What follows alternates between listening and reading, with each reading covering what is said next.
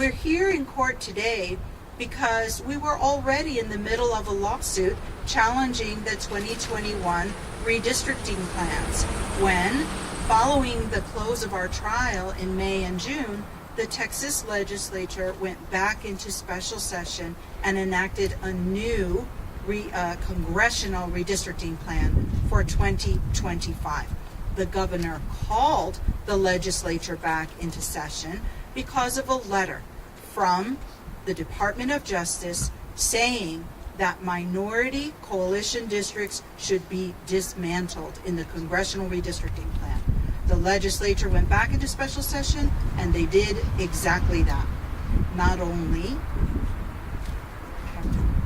sorry.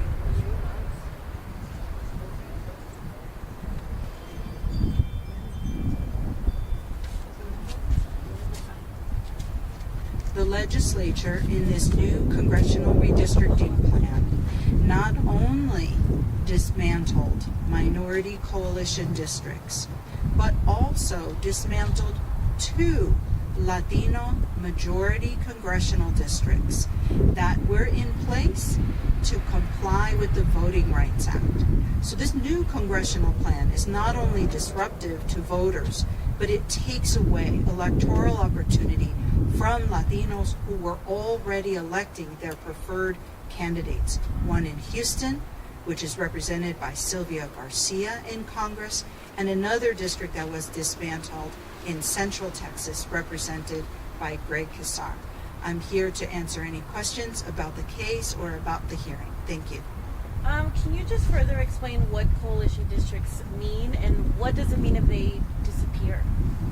Coalition districts are districts where the majority is made up of multiple minority groups. So coalition district can be Black and Hispanic voters combining to form a majority, or Black and Hispanic and Asian American voters combining to form a majority. There were a couple of these districts in the map that were dismantled. One example would be Congressional District 9, which is an African American Opportunity District in Houston that currently elects Congressman Al Green. The Department of Justice letter that kicked off this new redistricting plan took the position that coalition districts are illegal and should be eliminated in the map. And there are many public statements by Governor Abbott as he called the new special session this summer, saying that the purpose of the redistricting was to eliminate coalition districts. And then, in addition to that, there were Hispanic majority districts that were also caught up in this effort and were also dismantled. How is the hearing going? The judges are listening very carefully to all of the arguments of the parties. This trial is going on this week and is set to go for all of next week so that both sides can present their witnesses and their evidence. And is there a message to voters here in Texas, to people here in El Paso that you would like to? I will definitely leave that message to people who are much more articulate than I am. And so, thank you very much. Thank you so much, Nina. Thank you. And I know you have to get back, not only grab a quick lunch, but also get back into the litigation. Thank you for joining us. And now, today, testifying on behalf of the plaintiff of LULAC versus Abbott, State Representative Barbara Gervin Hawkins. She represents the 120 district. So please welcome Representative Gervin. Thank you. Again, my name is Barbara Gervin Hawkins, and I'm state representative from San Antonio, Texas, of District 120. You know, today is a critical day. As a legislator and as a member of the redistricting committee, I'm here to lend my voice to what's really happening in Texas. So as we think about what folks in El Paso need to do and what we need to do around the state of Texas, we must get engaged in the election process. If you're not registered to vote, you need to get registered to vote. And the last day to get registered is October the 6th, and then early voting starts October 20th, and election day is on November 4th. Here's the deal, folks. our black and brown communities need to unite and join together in this effort where the majority party is trying to take us back, and we cannot go back. We refuse to go back. It's all about power and money.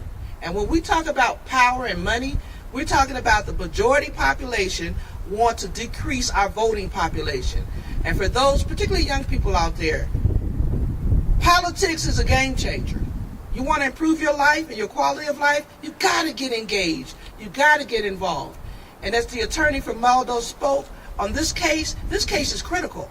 Because just think, if the White House can come into Texas, change the dynamics of it, and continue to deport people, put people in jail, come in mass, arrest people, and treat us poorly. We've got to stop that. Texas is a minority-majority state. We must take our state back. And I'm asking each and every one of you, join us this election cycle.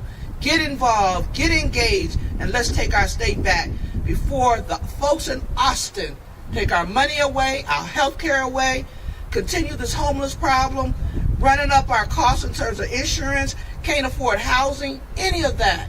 We must get engaged. So I'm here today to lend my voice to what I heard as an eyewitness to the games and the shame that's being portrayed upon our people. Thank you for having me, and I'll be happy to answer any questions.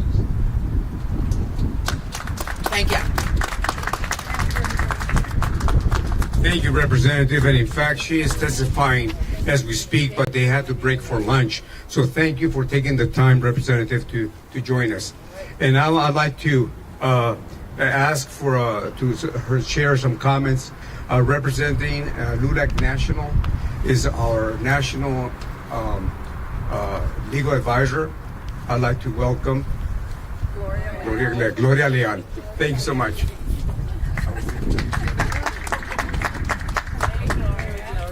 Hi, y'all. It's really hard here. So, my name is Gloria Leal. I am the General Counsel for National LULAC. As y'all know, there's LULAC councils, there's LULAC districts, there's state LULACs, and then there's national, and I'm all of y'all's attorney. As you know, LULAC is the largest and oldest Latin American advocacy group in the United States. We advocate on behalf of the Hispanics and as well as immigrants, our brothers and sisters, to protect your civil rights and your entitlement to equal rights at all levels. LULAC has a history of supporting the Constitution, and we believe in the rule of law.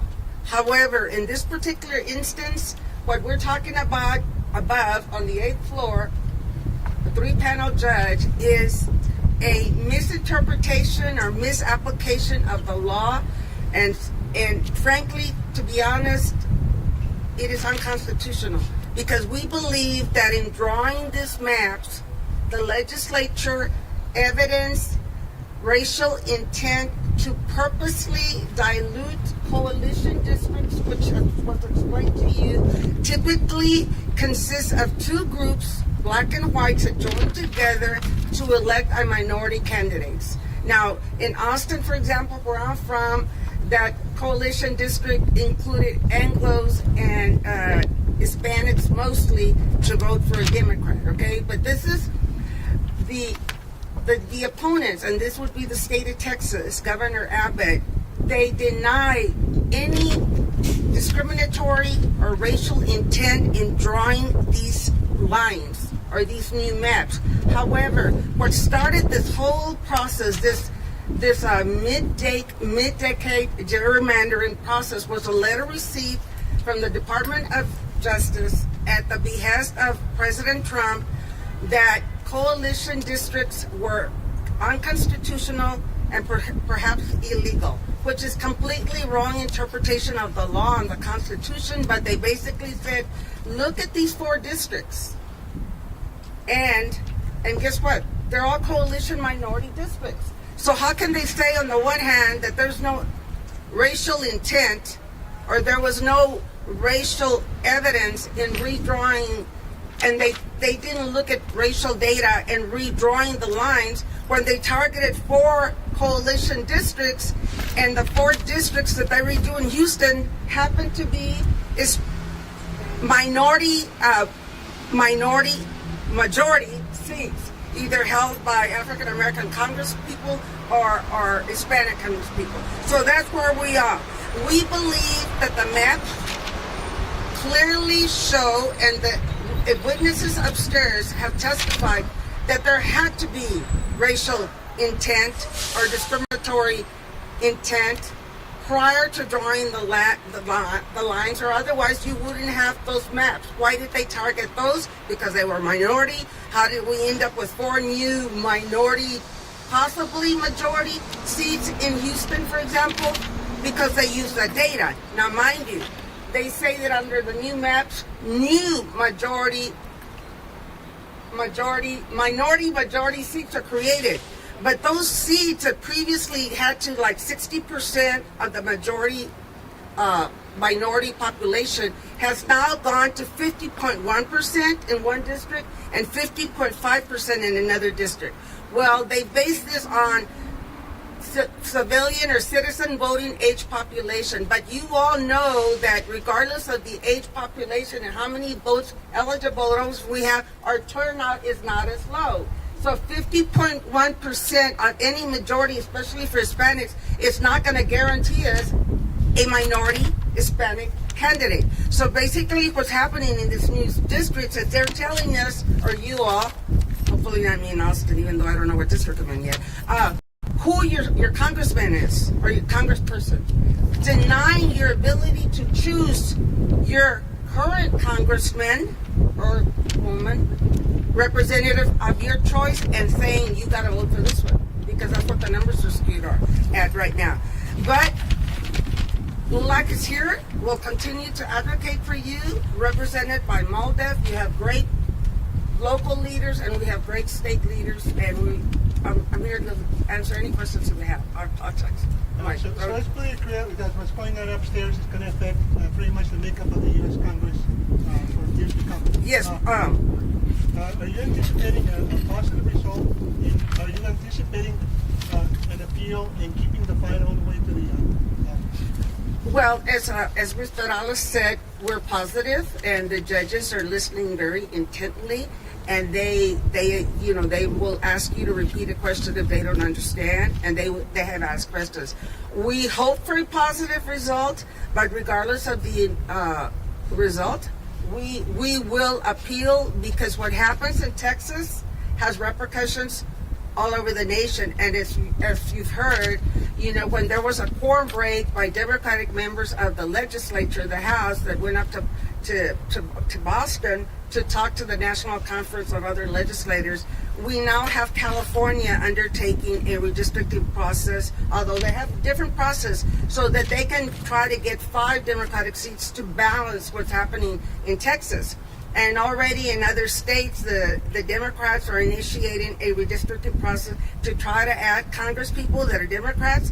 Although LULAC is not partisan at the moment, and with regard to certain issues, we do align with the Democratic Party and Democrat incumbents, because they are more aligned with the goals of LULAC than the Republicans. But not necessarily the case. But in this particular case, we are, because clearly Trump has indicated by his actions on immigrants, cutting Medicare, Medicaid, school benefits to DACA, et cetera, he's anti-immigrant, he's anti-Hispanic, he's anti-civil rights, and he's anti the rights of working men to advance. So, yes, we will. Thank you. And also, you spoke about what's happening in Houston, what could happen in Houston. What about Dallas? I believe that there's also in the Hispanic population there. In Dallas, there was one coalition district that was redrawn and impacts the ability of African Americans to win that seat. But in creating that district, it looks like there may be an opportunity for an Hispanic to win in that seat. So it's basically pitting one community, one minority community against the other in this particular area that has a history of divisiveness. So that in no way helps us build coalitions and thought it will be decisive. But let me just point out another matter, as Malda has consistently pointed out. The last census indicated that the majority of the population growth in Texas was due to the growth of the Hispanic population. So back in 2021, when the 2021 map is also being appealed. They just added this map on top of the other one, okay? So the judges are going to have to decide between both or somehow combine them or whatever. But we have always taken the position that based on that demographic growth of the Hispanic community, Latinos were entitled to 2 congressional seats. And because we have never had an Hispanic congressional seat in the Dallas-Fort Worth metropolitan areas, perhaps there we could get a seat, and we were entitled to another one in Houston. You mentioned voter participation rates. How important is it going to be, regardless of the outcome, to get Hispanics and minorities to vote in the next election? Well, it is imperative that you vote, because what happens in our upcoming November elections, for example, will determine the balance of the Congress. Right now, we're 2 votes really short, so we have the possibility to at least maintain that, if not add. And because traditionally the party in power does not do that well in midterms, they're pulling out all the stops and tricks to dilute that representation, and that's why this map was pushed through in a very non-transparent process. And I'll let him talk, but upstairs the witnesses have all testified that prior to voting, none of them had access to the votes. I mean, to the maps. And not only that, but the leaders that laid out the maps, or the authors, claim that they didn't have access to the maps. So here you have legislators voting on a map that they just saw a couple of days ago without any background. My final question. How does this redistricting affect El Paso? Okay, well, let me tell you one way that it did affect y'all. When the first map came out, and I look out here because I'm used to being a trial lawyer and talking to the jury and the audience. The first maps that came out, if I'm not completely wrong, eliminated or took Fort Bliss out of the El Paso congressional district and put it in the district that went down to San Antonio, I believe. So you were pairing up Fort Bliss with a rural area under a leadership that has never been represented by them. So your whole Fort Bliss community in that area would have been part of another district. So you couldn't claim them. But what does that mean? Well, Fort Bliss is called an economic motivator, economic engine for districts, and you want those economic engines. You want the airport, you want the colleges, you want the bases. They bring in all the jobs, hotel, they were trying to take that away from y'all, and your representatives lobbied very, very hard to show that there was no community of interest between Fort Bliss and the other district. So not only should you rise up, y'all need to wise up to what's happening in Austin, okay? Thank you very much. Thank you for those words. And just to put in perspective, yes, when decisions are made, even though we were just fighting initially for 2 congressional districts, and now they changed all the formulas to capture 5 more, it has a domino effect. So you might not think that it's a direct impact, it's an indirect impact. So we are impacted. In fact, I'm one of the plaintiffs in the LULAC lawsuit. But let me go ahead and also mention that I was there in 2010 when we picked up 4 congressional districts, and they tried to negotiate with us, and we said no. The 96% of the population growth was due to Hispanic children being born, and that increased it, so we deserved it, and we won in the Supreme Court. Fast forward 20 years later, in 2010, the same thing. We only increased by 2 congressional districts, so we were fighting and out for 2. You might say that it's like it's not that important. Yes, when you have a Congress that they're down to how many show up, because I hope nobody gets sick today because we need that vote, just goes to show you how dire the situation is. So dire that the president said, no, I don't like this. I want to be safe. So I'm asking to redraw at least in Texas, start with Texas, not 2 by 5 congressional districts. So before I say a few words, final words, I do want to recognize the elected official that is with us, that is an attorney at law himself, Sergio Coronado, County Commissioner.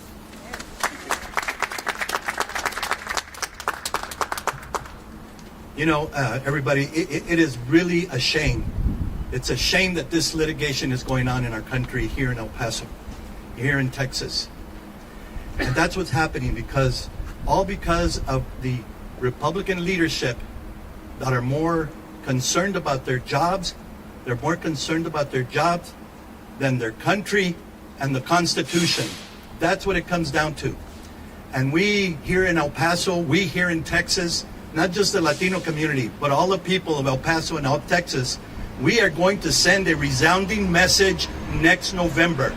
And in order to do that, we all need to get together. We need to unite because this is critical. If we want our country to be as it is, as it was founded, we need to stand up and we need to rise up. It is time that we do this. This is a critical time, more so in any period of time in our country, that this happens. So I want to make sure that everybody out there feels the necessity, the urgency, that we make sure that you get out and register and you make sure that you vote in all elections that are coming up. And I will particularly want to point out to the young people in our community and in Texas, you have to get involved. You have a say, so you have a big contingency and you can make a difference. Thank you. Thank you, Commissioner. And I'd like to now recognize our El Paso Local District 4 Director, Carlos Aguilar. Thank you, Mr. Vice President Mancera. This all boils down to one thing, okay? President Trump called the governor. He said, can you count to 5? And can you deliver 5 seats? That's what he asked for. And that's what the Republicans are doing. Make no mistake about it. He counted to 5. Abbott delivered 5. Okay? That's all there is to it. Okay? LULAC has a history of fighting for civil rights. It has a long history of fighting for civil rights. We have the most national presidents coming out of El Paso. So El Paso, un paso para atrás nunca. Okay, we stand with LULAC.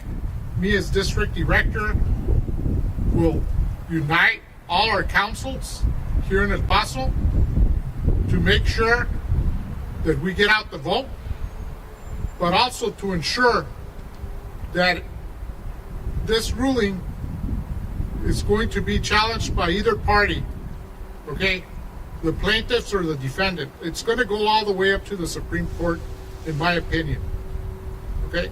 However, we are ready for the fight. We hope that the judges will rule in our favor, but that's what it boils down to. And if you have any questions, I'll be happy to take them. Carlos Aguilar, District Director for El Paso.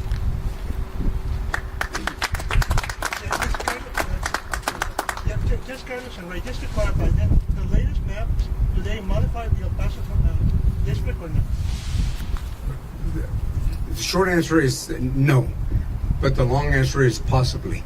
So that's what we're doing right now, because if they make a decision upstairs and have that domino effect of 5, we will be back being hurt. And like our attorney said, rightfully so, 1/3 of the economy is Fort Bliss, and at one point they had carved it out and gave it to Lubbock, and so we fought for it. And so no, give us back, and we'll take off east along the border highway, but don't El Paso has nothing to do, and Fort Bliss has nothing to do with Lubbock and Odessa. Let me go ahead and just before I say a few words, I'd like to first of all thank the press for coming out here, especially in the sun. But I wanted to thank the local LULACers that are here with us right behind me. Thank you so much for standing up for all of you all, yourself, your parents. Many of you all have a legacy in LULAC, 96 years. El Paso, its first council, was founded, consulate in 1932, correct, Javier? In 1932, and 1 year thereafter, I believe, Council 9th, and we're still alive and well. And I want to thank them because they strictly are volunteers. You have to be cognizant of that. We are moms, dads, abuelitos, tíos, primos, and just all walks of life. And all we're doing is trying to make sure that our children, our loved ones, have an opportunity to enjoy the American life, what America has to offer. We don't want more, we don't want less than any other American. So let me go ahead and say the following. The foundation of our democracy rests on every citizen having an equal voice to their vote. Texas new maps undermine that principle by manipulating district lines to weaken Latino and Black votes. It is not about partisan politics. It is about fairness. When communities are cracked or packed, their power to elect candidates of choice is deliberately diminished. LULAC for 96 years has stood for voting rights, and today we continue that fight in federal court to ensure the equality or the true equality at the ballot box. Thank you so much. Any questions?